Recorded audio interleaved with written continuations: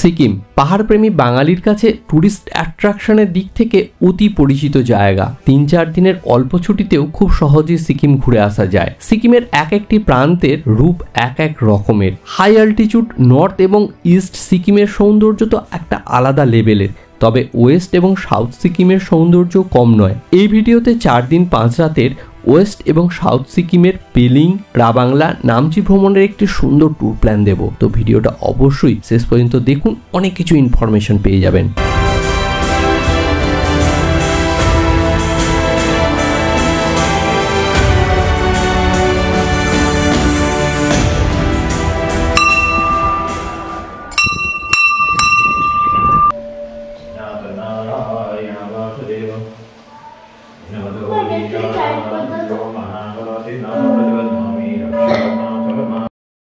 সিকিম যাওয়ার জন্য ট্রেনে আমাদের প্রথমে এনজিপি বা শিলিগুড়ি জংশনে পৌঁছাতে হবে। এনজিপিতে একাধিকবার গেছি, কিন্তু শিলিগুড়ি জংশনে এবারই প্রথম এলাম। স্টেশনটি এনজিপির থেকে অনেকটাই ছোট, কিন্তু জায়গাটি বেশ ভালো। আমরা 3টে ফ্যামিলি নিয়ে এই ট্যুরটা করছি, আর আমাদের গাড়িটা আগে থেকেই বুক করা ছিল। লাগেজপত্র গাড়ির ওপরে তোলা হয়ে গেছে। শিলিগুড়ি স্টেশন থেকে বেরিয়ে এসে আমরা সেবকের রাস্তা ধরে সেবকের দিকে এগিয়ে চলেছি। এই জায়গাটি অতি পরিচিত জায়গা, অনেকবার এই জায়গা দিয়ে যাতায়াত করেছি। তবে এবারে আমরা যাচ্ছি মার্চ মাসে। জঙ্গলটা আগের মতো সবুজ লাগছে না, বসন্তে পাতার রঙগুলো হলুদ বা লালচে আভা চলে এসে একটু অন্য রূপে এটাকে আমরা এখন দেখতে পাচ্ছি। দেখতে দেখতে সেবক পেরিয়ে আমরা চলে এলাম। শিলিগুড়ি থেকে প্রায় 1.5 ঘন্টা আসার পর আমরা একটু দাঁড়িয়ে গেলাম এখানে ব্রেকফাস্ট করব বলে। দেখুন, এই হোটেলটাতেই আমরা ব্রেকফাস্ট করব।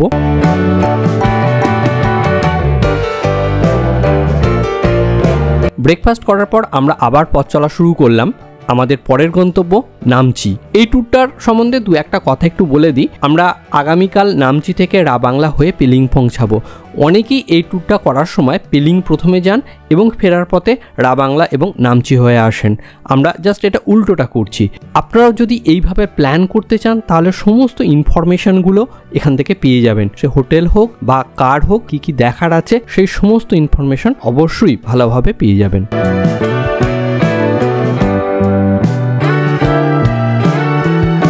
নামচির হোটেলের সামনেই চলে এসেছি। এই সামনে যে বিল্ডিংটা দেখতে পাচ্ছেন, এখানেই আজকে আমরা নাইট স্টে করব। হোটেলের সামনে দূরে ওই যে কারুকার্য করা সুন্দর একটি বিল্ডিং দেখতে পাচ্ছেন, এটি সাই টেম্পল। পরে এটা ভালো করে দেখাচ্ছি। চলুন এবার রিসেপশনে যাওয়া যাক।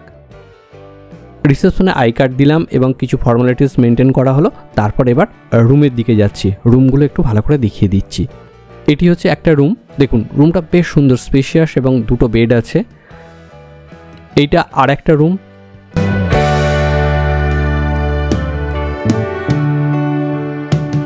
দেখতেই পাচ্ছেন সুন্দর একটি টিভি আছে, অল আউট আছে, ইলেকট্রিক কেটলি আছে এবং একটি সুন্দর ড্রেসিং টেবিল আছে। আর এটি হলো আর একটি রুম। প্রত্যেকটা রুমই বেশ স্পেশিয়াস এবং প্রত্যেকটা রুমে ডাবল বেড আছে এবং পরিষ্কার পরিচ্ছন্ন এবং খুব সুন্দর। দেখুন, এখানে 2টো করে ব্ল্যাঙ্কেট এবং পিলো এক্সট্রা আছে। হোটেলে গিয়ে অনেক সময় চার্জিং পয়েন্টের জন্য একটু অসুবিধা হয়, কিন্তু এই হোটেলের রুমে অনেকগুলি প্লাগ পয়েন্ট আছে যেখান থেকে সহজেই আপনি মোবাইল, ক্যামেরা ইত্যাদি চার্জ দিতে পারবেন।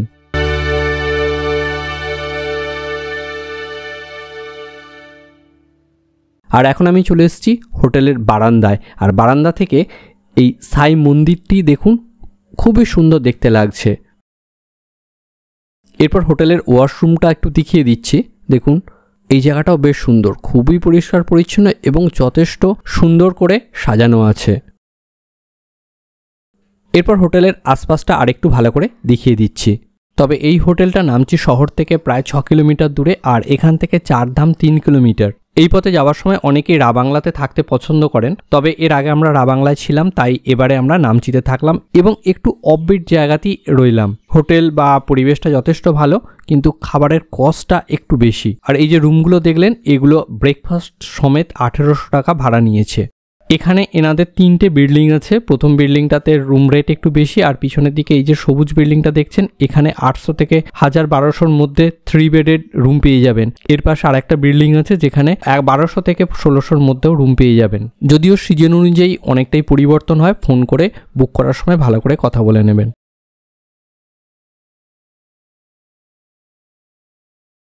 লাঞ্চ করার পর আমরা এখন চলে এসেছি সিদ্ধেশ্বর ধাম বা নামচি চারধাম দর্শন করতে। নামচি একটি ভুটিয়া শব্দ।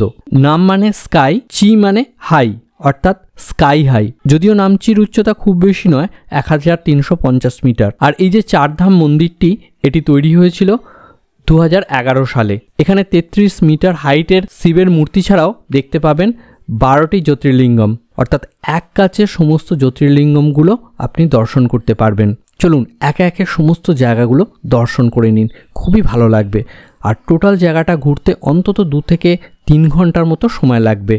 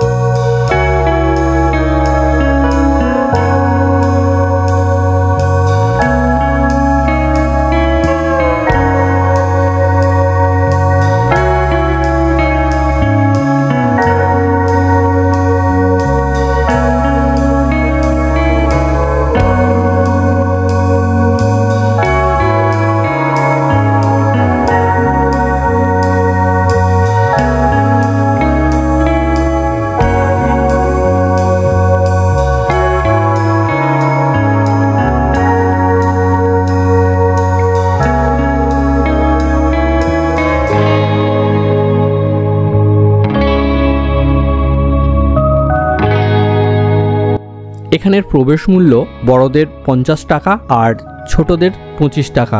কার পার্কিং এর জন্য 50 টাকা লাগে। আর এটি সপ্তাহে প্রত্যেক দিন সকাল 9টা থেকে সন্ধ্যা 7টা পর্যন্ত খোলা থাকে। আর সন্ধ্যের সময় এখানে লাইটিং এবং সন্ধ্যা আরতিটাও খুব সুন্দর দেখতে লাগে। এখানে মেন মন্দিরের ভিতরটা মেঝে থেকে সিলিং পর্যন্ত মার্বেলের অসাধারণ কিছু কাজ করা আছে, কিন্তু ভিডিওগ্রাফি করা মানা থাকায় আমি সেইটার ভিডিওটা আপনাদের দেখাতে পারলাম না।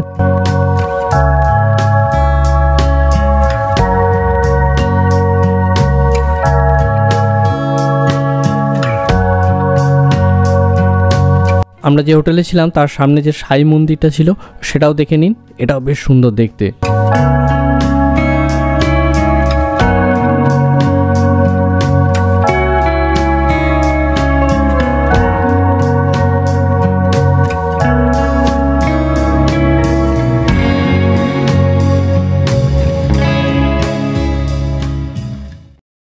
আমাদের ট্যুরের আজ দ্বিতীয় দিন। সকাল 9টার মধ্যে আমরা বেরিয়ে পড়েছি। প্রথমে টেমি টি গার্ডেন হয়ে আমরা যাব রা বাংলা, তারপর সেখান থেকে পেলিং যাব।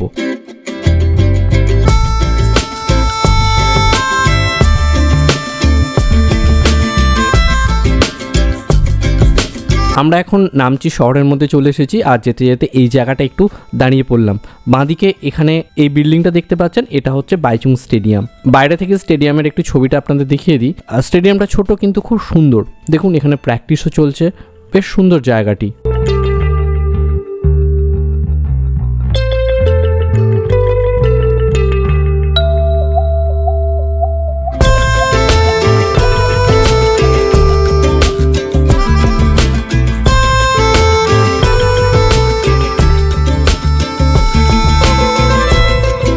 আমরা এখন টেমি টি গার্ডেনের কাছেই পৌঁছে গেছি। নামচি থেকে দূরত্ব 35 কিলোমিটার।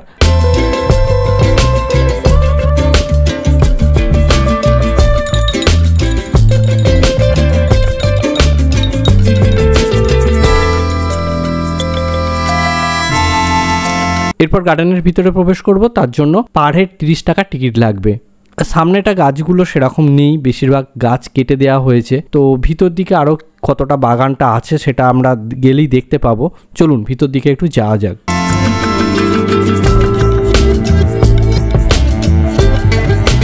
কিছুটা এগিয়ে চলে এসেছি। তো এই জায়গাটা চা গাছগুলো খুব সুন্দর আছে, দেখুন বেশ ভালো লাগবে। আর দূরে ওই পাহাড়ের ওপর মেঘগুলো না থাকলে এখান থেকে কাঞ্চনজঙ্ঘাটা খুব সুন্দর দেখা যেত।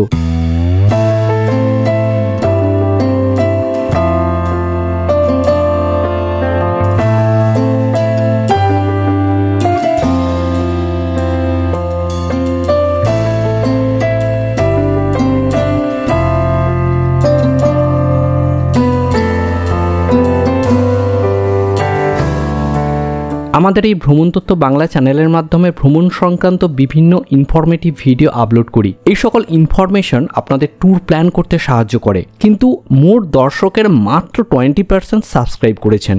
সাবস্ক্রাইব করতে আপনাদের কোনো টাকা লাগে না, কিন্তু ক্রিয়েটর হিসেবে আমরা খুবই উপকৃত হই। এই মুহূর্তে আমাদের চ্যানেলের সাবস্ক্রাইবার সংখ্যা প্রায় 81,000। আপনারা একটু সহযোগিতা করলে খুব দ্রুত 1 লক্ষে পৌঁছে যাব। তাই রিকোয়েস্ট করছি অবশ্যই চ্যানেলটা সাবস্ক্রাইব করুন।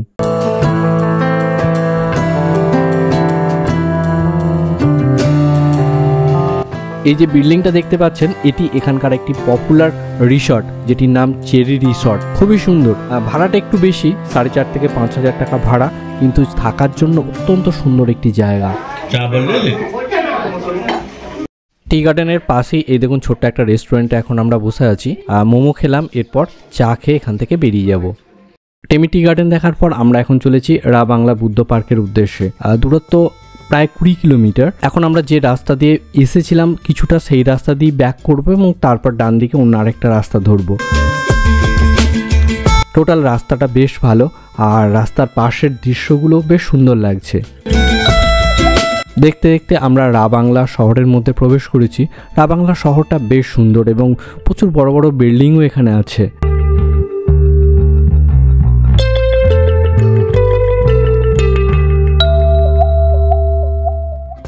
আমরা অবশেষে একদম বুদ্ধ পার্কের সামনে এসে উপস্থিত হয়েছি।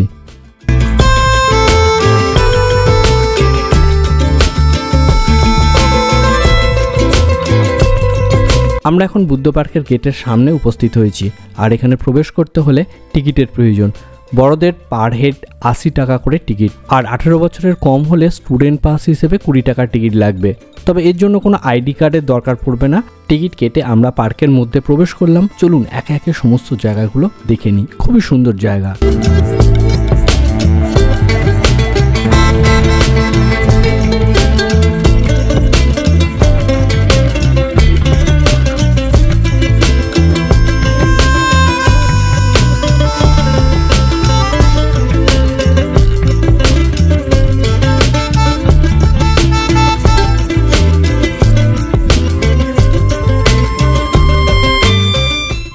রা বাংলাকে ট্যুরিস্টদের কাছে খুব আকর্ষণীয় করে তোলার জন্য 2006 সালে সিকিম গভর্নমেন্ট এই বুদ্ধ পার্কটা তৈরি করার প্ল্যান করেন এবং 2013 সালে 14 দালাই লামা দ্বারা এটির উদ্বোধন হয়। আর এখানে মেইন যে বুদ্ধ মূর্তিটি আছে, এটি তৈরি করার জন্য 60 টন কপার লেগেছে।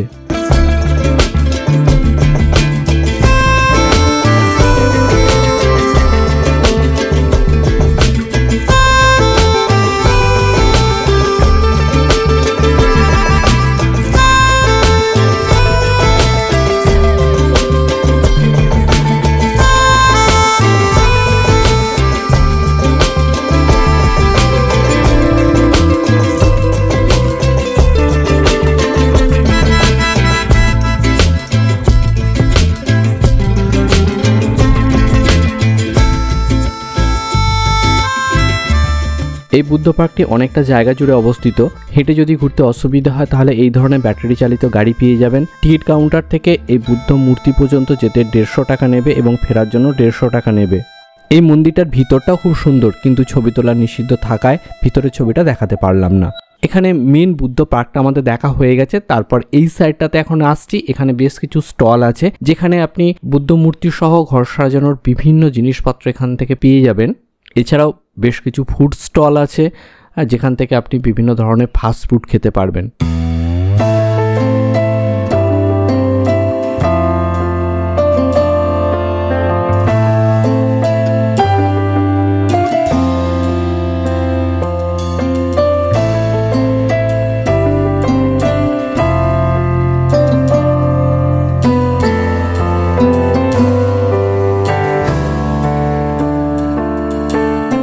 পার্ক থেকে আমরা বেরিয়ে আসার কিছুক্ষণের মধ্যেই দেখুন একদম পুরো মেঘ এসে এই জায়গাটাকে ঢেকে দিয়েছে। এখন দুপুর 2টো বেজে গেছে, তাই আমরা সবাই মিলে এই হোটেলে চলে এলাম লাঞ্চ করতে। পার্কের একদম সামনেই, পার্কের সামনেটা এই ধরনের অনেকগুলো হোটেল আছে, তার মধ্যে এই হোটেলটায় আমরা ঢুকলাম। আর খাবার কোয়ালিটি খুব একটা খারাপও নয়, ভালোই। লাঞ্চের পর আমরা আবার রওনা হলাম আমাদের এখন গন্তব্য পেলিং। বুদ্ধ পার্কের পাশেই আরেকটি পুরানো গুম্ফা ছিল, সেই গুম্ফাটা আমরা দেখলাম না, এর আগে দেখেছিলাম, তো আপনারা ইচ্ছা করলে সেটাও দেখে নিতে পারেন। রাবাংলা থেকে পেলিংয়ের দূরত্ব 45 কিলোমিটার। লেকশিপ এবং গেজিং হয়ে আমরা পেলিং পৌঁছাবো।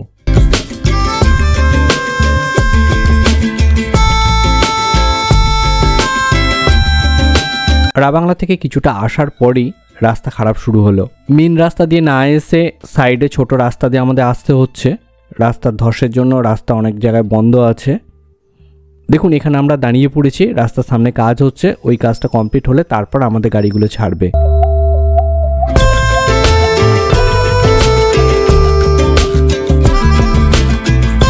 লেকশিপের পর থেকে পেলিং পর্যন্ত আর রাস্তার কোনো সমস্যা ছিল না, রাস্তা যথেষ্ট ভালো। Take the next right onto Peling Rimby Road, then turn left to stay on Peling Rimby Road. আমরা ওই দিকে ঢুকবো।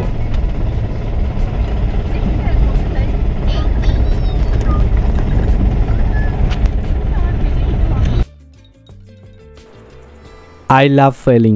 আমরা এখন পেলিংয়ে পৌঁছে গেছি। পেলিংয়ের হোটেলগুলো আপার, মিডিল এবং লোয়ার এই তিনটে অংশে আছে। আমাদের হোটেলটা মিডিল পেলিংয়ে, তো দেখতেই পাচ্ছেন পৌঁছাতে পৌঁছাতে প্রায় সন্ধ্যা হয়ে গেল।